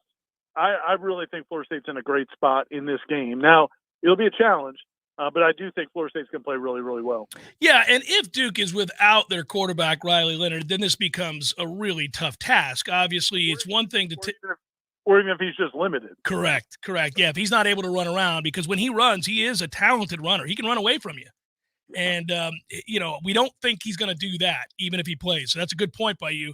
And I just think, it's one thing to manhandle a bad NC State defense like they did over the weekend and win with your second-string quarterback. Come in here if you have to play a second-stringer at quarterback, and then that defense has to hold down this offense for 4 quarters. I think that's going to be very difficult. You're right. It's a good position for the game to be at. And it's really beneficial. Tom and I were talking about earlier, Ira, I wonder if you think this too. When we were looking for ways to impress in the we talk about the future of the committee deciding which 4 teams are going to go to the playoff. Well, you need games on your ledger that kind of stand out. And this turned into one, whereas before the season, we would not have thought that to be the case. But now you'll be able to add this to the already impressive LSU win and Clemson win. All of a sudden, Duke's a top 20 team. 100%. I agree. And, I think Mike Elko's got a ton of respect. That game against Notre Dame was so high profile. There were so many eyeballs on that. And they had it won until about 30 to 40 seconds left in the game. So I think all of that adds to it. And I also, I think, man, it's good to see that LSU is, Tom and I talked about it last night. It's good to see LSU seems to be kind of reclaimed its footing, because that's the game I think that is going to stir the drink for them the rest of the season. If LSU continues to play really well, if they knock off an Alabama or they get the SEC championship game again, I really think this resume will start to shine, and this Duke game would be a big part of it. Did you get as giddy? I mean, I know you've got to be completely objective, and you're certainly right that way, but I'm wondering if you were as giddy as I was when you saw the Hakeem Williams touchdown. Because, that's different right there. I never knew he was going to be that kind of speed. I figured, he's got a good body. He's athletic. He's really a smart kid. I thought he would turn into a really good college receiver. I didn't know he'd be running away from people. And that's a good Syracuse defense. They've got athletes over there. And that was something I did not expect at all. And we were out there every day at practice, and I didn't know he had that kind of speed. That was impressive. Shot out of a cannon. Yeah. And he looked like, to me, like that's not somebody you want to tackle. I thought a couple of those Syracuse kids were like, no, man, this game's over. I don't need to get my head in there. I mean, that was nuts to see a kid that big run that way. Well, I was going to say, and also what's really cool about it, again, is I don't think it can be overstated. We saw him when he got here in January. We saw him in the tour of duty, in the spring practice, and it's off. It happens a lot of times where a guy that's that highly acclaimed coming out of high school isn't really in shape when they get to college. But to turn it around this quickly, to humble himself and work as hard as he had to have to become what he's become now, it's impressive. I think it says a lot about what his future might be. You are 100% right. I'm glad you brought it up. We joked about it. He was a hamburger away from being a tight end when he got here. He was a big kid. He's an impressive athlete, but he looked way too big to play receiver, and I was worried he was going to grow out of it. Now he has the body type to be a dominant receiver. He loves to block, too. He's got the right mentality. So now he's got the speed to go with the mentality. He'll hit you. He's physical. Yeah, it's exciting. They've got a lot of future in that room right now that you get excited about, I do believe. Good talking to you, Ira. Talk to you tomorrow, buddy. Thanks, Jeff. See you. Yep, be good. That's Ira Chaffel.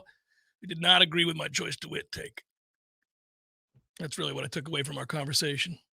I also received a text a moment ago from another buddy of mine who said, "Are you insane? Joyce DeWitt?" So I stand on this hill alone. I was always a B. Arthur guy. So I can't repeat it, but you guys can go look it up. One of the great jokes ever at one of the roasts. Oh, yep. That is an all-timer. Just B. Arthur roast. My favorite part is that she laughs hysterically. Yep. Good for her. That's a good one. Jeff Cameron Show 93. Not for kids. Not for Not kids. for kids. No, of course not. It's a roast. You have to know that. Jeff Cameron Show, 93.3 Real Talk Radio, Warchant TV. Your local news now. The Leon County Sheriff's Office confirms 2 people were hurt in a shooting near the 200 block of Dixie Drive Sunday morning. The shots fired call came in around 5:20 a.m., and when they arrived, 2 people had gunshot wounds. Both victims were taken to the hospital with non-life-threatening injuries. This is an active and ongoing investigation. If you have any information, contact the Violent Crimes Unit at 850-606-3300, or to remain anonymous, call Crime Stoppers at 850-574-TIPS. A Gadsden County man was found guilty Friday in a deadly workplace shooting. Cedric Thompson stood trial last week in the January 2022 murder of Henry Pike. Thomas was accused of shooting and killing Pike soon after he was fired from his job at Pike's Trucking Company. It happened at the Forterra Pipe and Precast plant in Gretna when Thomas went to return some company property. A jury deliberated for about 90 minutes before finding him guilty of second-degree murder. Thomas faces 25 years to life in prison. This is Rachel Lene with your Real Talk 93.3 Local News Update, brought to you by Macklemore Systems, Tallahassee's go-to Mac store. Check them out online at MacklemoreSystems.com. This is meteorologist Paul Trombley with your Real Talk 93.3 weather update. Bright sunshine expected this afternoon with daytime highs approaching 67. Northwest winds 8 to 15 miles per hour. Lows level off around 48 tonight. Bright sunshine expected again tomorrow. Daytime highs approaching 69. Bright sunshine expected Wednesday with daytime highs approaching 73. 77 Thursday. This report is brought to you by the Lawn Johns. For all your landscaping and lawn care needs, visit thelawnjohns.com. Right now, 67. Excellence defines us, so we'll never let orthopedic pain and injury define you. TOC is a physician-led team of fellowship-trained specialists providing the highest level of orthopedic care in the region. With 12 centers of excellence and TOC Now urgent care clinics, our patients access affordable expert care fast. TOC, only experts. Schedule an appointment at teamtoc.com. So everybody knows, Eddie, that you are a spectacular cook. Of course they know that. If they go into Bumpa's, the food is always good. I mean, everything on the menu. Mm-hmm. Everything at Gordo's is delicious. I always, of course, get the bungalow chungla, as I call it. The bunk on lechon, Jeff. Is that what is the pork? The bunk on lechon, Jeff. Okay, the bungalow chungla. It's delicious. All these things, all the items, everything you do, a master cook. But, sir, I would ask you, what is a skill that you possess that you're particularly proud of that nobody would know and that you could share with us here? Growing hair, Jeff. Growing hair. You're an asshole. Gordo's, bringing the flavor and flair of Cuban food to Tallahassee since 1996. The Jeff Cameron Show, brought to you by Orange Theory Fitness. 2 Tallahassee locations, Midtown on Thomasville Road and Northside in the Village Common Shopping Center. Online at orangetheoryfitness.com.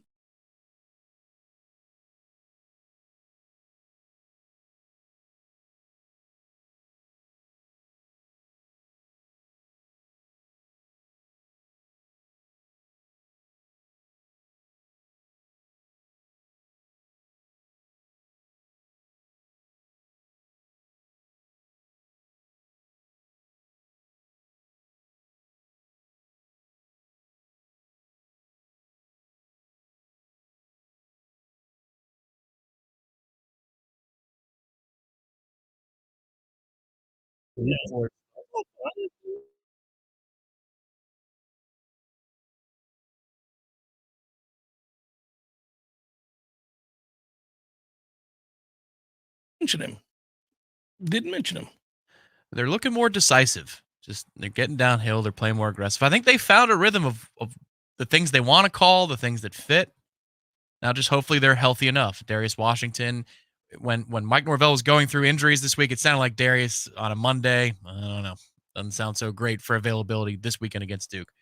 But he said that Bless is going to play, so that's good. You trade one tackle for another. Very important that Bless play. But now, if Darius is out, Maurice needs to remain in the game for the entirety of the game. And he had some snapping issues on Saturday, which came out of nowhere. So he had penalty issues 2 weeks ago. And then there were a few bad snaps in this game that threw off the timing of a couple of key plays, which is not like him either.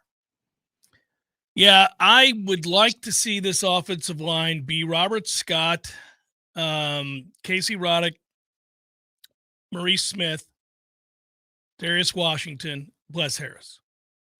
Darius at right guard. I see. Okay. Yeah. Guard play's been ass. Interesting. I'd rather have maybe Darius at left guard. Well, you can. I wouldn't push back on that. I'm okay with the that. rotation of Meach and Keandre is okay. Yeah, okay is right. The left side sometimes has the more egregious issues, I think. But that's pass pro mostly. And he's very limited in that role. That's all he really can do is run block. So yeah, we don't have complete players at guard. That's for sure. Just don't. You're much better when they're healthy at tackle, and you're good at center when he's healthy. But these are all a lot of win, and they're not healthy a lot.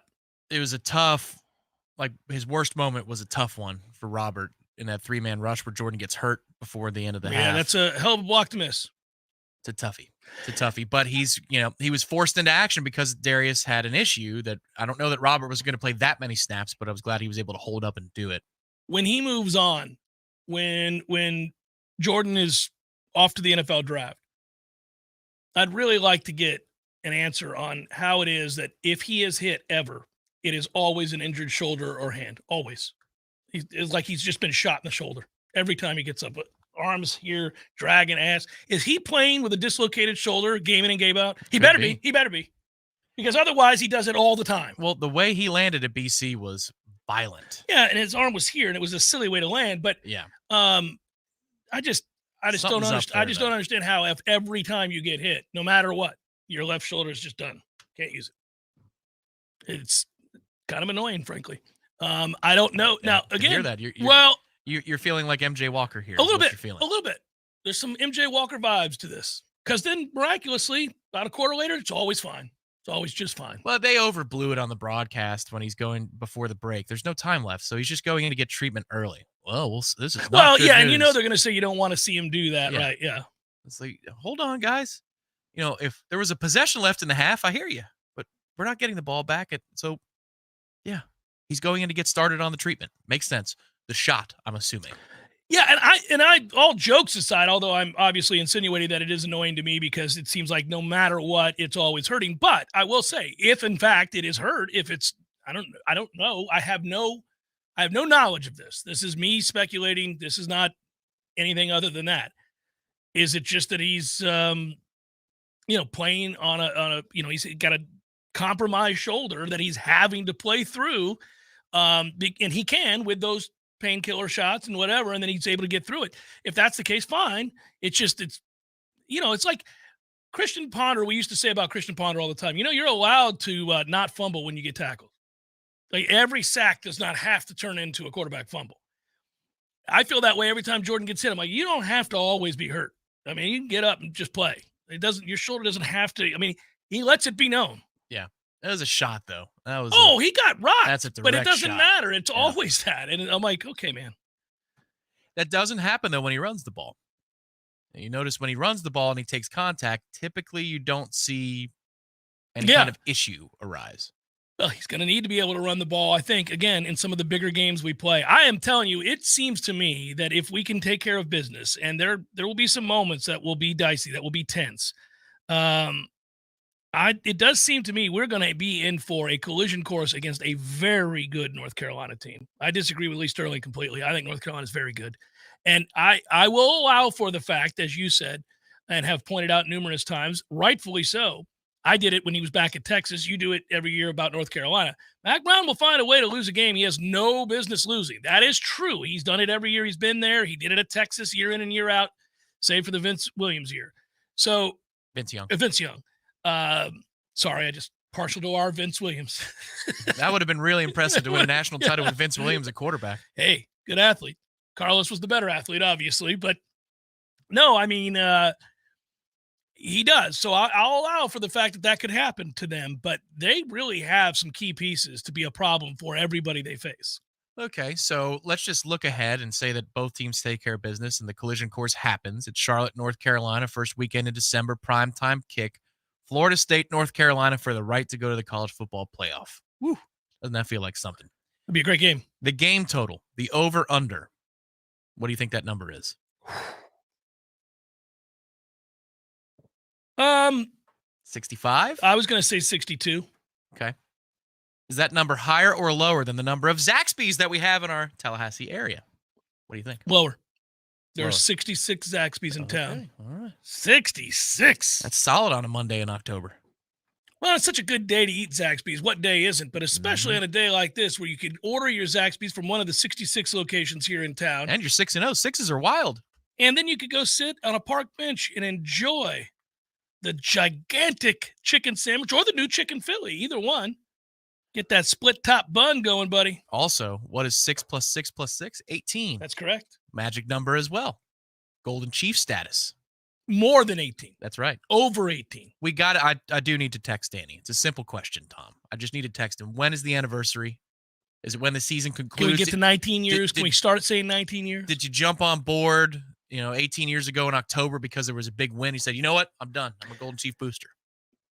My dad brought the email from the boosters and from Florida State regarding his seats. My dad has been attending Florida State football games for over 40 consecutive years. Oh boy, brace yourself. And no, he's asking my advice on these and what we should do next and how many tickets do we want to keep in the family and all of that. And he said, I want you to read this. I printed it out for you. So he did, and he gave it to me. And he goes, take a good, you keep that copy. I've got one of my own. Now you read through this, son, and tell me what you would do in this situation. And I was like, oh boy. Okay. So then I'm looking at it. And he says, you know what, I'll tell you right now, without even having surveyed anybody, I have a sense just from reading this, there are going to be a lot of very angry Florida State fans that get priced out of going to games at Duke. And I was like, I think that's correct, Dad, but we're not amongst them. That's a toughie. Anyhow, let's look at the seats we want here and let's go from there.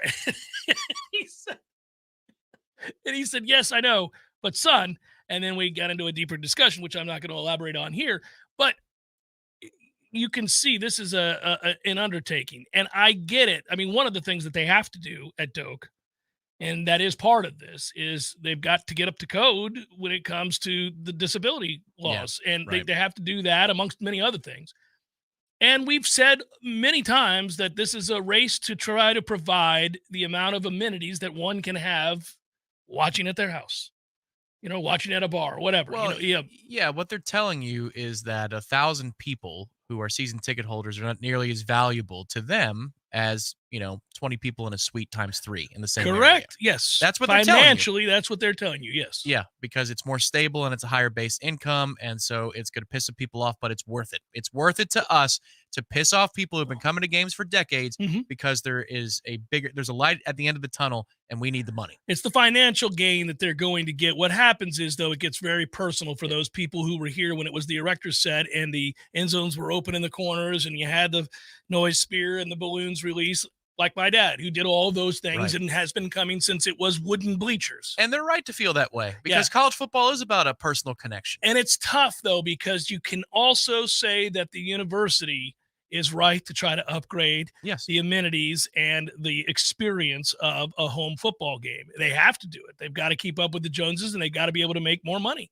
And it's a tough spot to find yourself in, because when you feel that call from that guy who is rational, who has been loyal, who's given a ton of money to your program, who has been there year in and year out, no matter what the team was like, you have to take that serious. You have to answer that. You have to be respectful to that. You also know that no matter what he says, no matter how hurtful it is, you know what you're going to do. You're going to price them out. You are, and that is very intentional. You're going to do that. Yeah, I think the solution here, and it's not put a roof on Doak. It's not quite that much. But if you can create more seats in the stadium that have shade, not just this side, because you're picking on the alumni side where people, that's their refuge. They can, if it's a 3:30 kick, they're fine. Let the away fans sit over there, or the students sit over there and bake. Bake your ass. That's fine. That's right. But I'm 76 years old. That's correct. And I can't be sitting out in the sun. And you're forcing me to make a decision of either pay through, the nose to stay in what little shade there is left, or go bake in the sun. If you could create a situation where there is more shaded seating, I think then there's a greater chance of retention. But it's a chicken or the egg. They don't have the money to do that right now, I don't think. But that practice facility is beautiful. What practice facility? The indoor practice facility is beautiful. We have an indoor practice facility. Oh, not the football. I thought you were talking about the football only facility. No, I was going to move on to that next. The indoor practice facility is beautiful, and I'm sure the football only facility will be erected any day now. Shovels in the ground any day now, Tom. Well, the shovels were in the ground. Oh, yeah. I don't mean the ceremonial shovels. I mean the real shovels. The work will be done any day now. I'm sure of it. Can't wait to see it. that dog and pony show. That was the best ever. Hey! Here we hold shovels to represent the water pipes that we're going to put in to make sure that we have fire safety. That's what this is. We're not actually building a damn thing. But we're going to make it look like it. I'm wearing a suit. So there it is.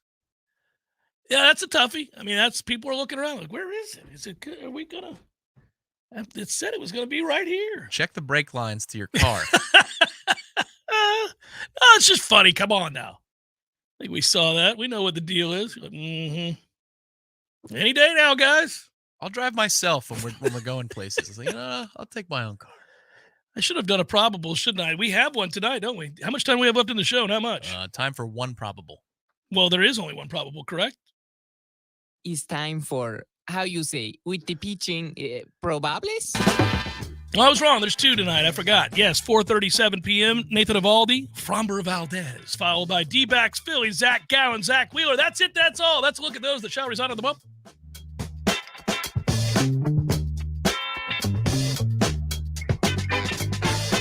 Good to see Texas beat Houston in that first game. Let's hope they go on to the World Series. Now we'll see if the Phillies can do the same. I'm rooting for you, Director Matthew. Good work out of you, Tom. Good work out of you, Director. Be well, everybody. Have a great day. Peace.